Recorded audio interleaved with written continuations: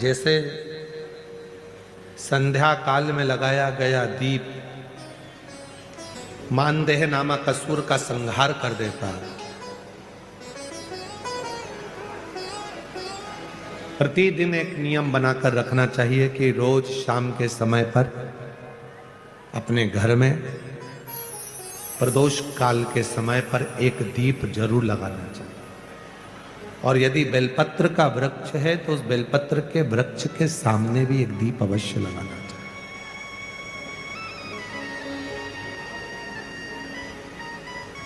6 महीने में, 3 महीने में, 2 महीने में, 1 महीने में ऐसा नियम बनाया करो कि मुझे बेलपत्र की पूजन करना।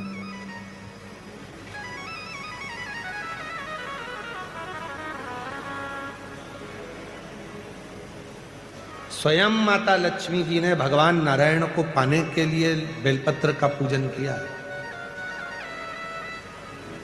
जब इंद्र की पूरी सत्ता चली गई थी, सारा की सारा धन इंद्र का चले गया था, असुरों ने उस इंद्र के सिंहासन पर अपना कब्जा जमा लिया था, तब इंद्राणी ने, स्वयं सची माने इंद्राणी ने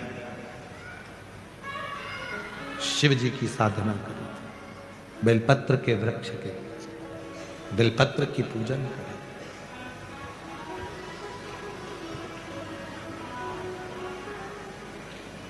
कभी दिल कर जाए तुम्हारा तो कभी महीने में, 1.5 महीने में, 2 महीने में बेलपत्र के पेड़ के नीचे जल लेकर बैठो। बेलपत्र के वृक्ष के नीचे दूध नहीं चढ़ाना, बेलपत्र के वृक्ष के नीचे दही नहीं चढ़ाना, शहद घी नहीं चढ़ाना।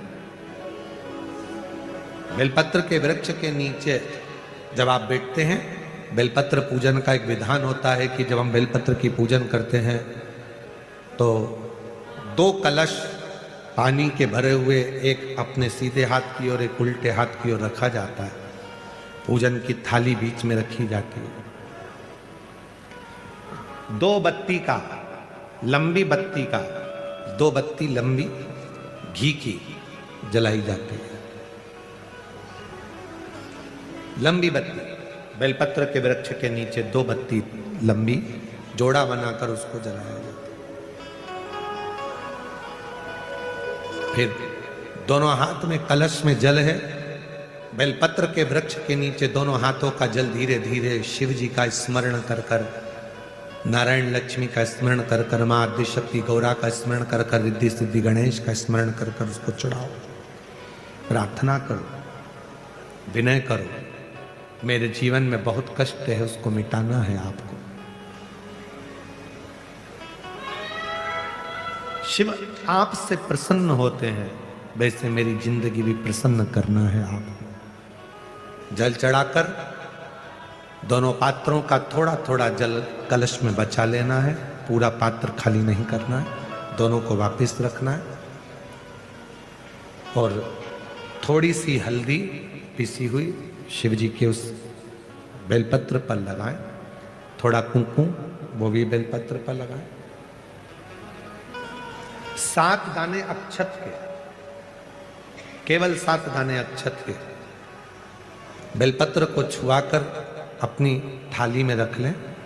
घर पर जब जाएं तो वो 7 दाने अक्षत के और बेलपत्र के वृक्ष में जो चढ़ा हुआ थोड़ा सा जल बचाकर लाए हो, वो घर में छींट कर 7 दाने पूरे घर में डालना प्रारंभ करें। महीने में, 2 महीने में, 3 महीने में एक बार करिए। जीवन में किसी के आगे हाथ फैलाने की जरूरत नहीं पड़ेगी। इतनी संपदा बाबा, इतनी संपदा। बेलपत्र की महत्वता को लोग जानते नहीं है। एक प्रदोष की महत्वता, एक बेलपत्र की महत्वता। अभी हमने पहले भी कहा, एक कथा प्रदोष काल की रह गई है। एक बार हम दिल्ली बाच रहे थे पर वो पूरी नहीं हो पाई क्योंकि पानी आ गया था। हम प्रयास कर रहे हैं उस कथा को कुबेरेश्वर धाम पर, क्योंकि उसमें प्रदोष काल की कथा में टेंट नहीं लगता। तो प्रदोष काल की जो कथा होगी सीहोर कुबेरेश्वर धाम में, उसमें टेंट नहीं लगेगा, उसको खुले मैदान में बांचना पड़ता। आप और हम सब खुले मैदान में बैठकर प्रदोष काल में उस कथा को सुनेंगे और उसमें प्रदोष की महत्वता को जानेंगे। पूज्य गुरुदेव द्वारा बताए गए सभी उपायों के लिए चैनल को सब्सक्राइब करें।